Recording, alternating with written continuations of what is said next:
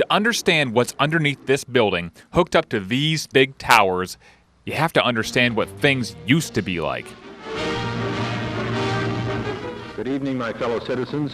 In 1962, Cuba was like this close to attacking us. A series of offensive missile sites is now in preparation on that imprisoned island.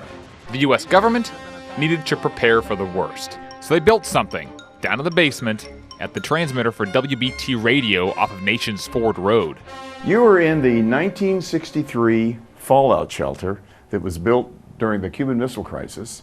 This is Jerry Dowd, WBT's chief engineer. The theory behind this was that should there be an event, that this would be protected and we would be able to broadcast from it. The government did the same thing at several radio stations across the country.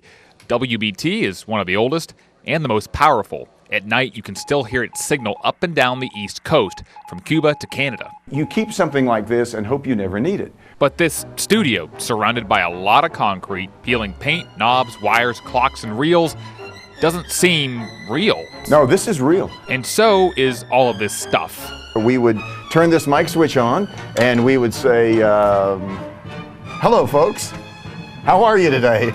We have a Sunday morning church service just in case we needed one. I have the radiological handbook in my hand. Oh look, we have the briar hoppers. And, wait for it. So here's the most important device we have. Wait for it. Instant toilet. Because if, say, a nuclear attack happened and you had to tell the world about it, you might be down here for a while. The theory was after 30 days that the dust would settle and you could go back outside. Turns out, Cuba knew all about WBT. We were not one of Fidel Castro's friends because we used to do something called Radio Liberty. We sent propaganda back to Cuba each evening on WBT during that time of crisis. And, according to Jerry, some of Cuba's missiles were pointed at us. They would set a little device in the missile that would home in on different radio frequencies, and 1110 in Charlotte happened to be one of the frequencies they were planning on homing in on.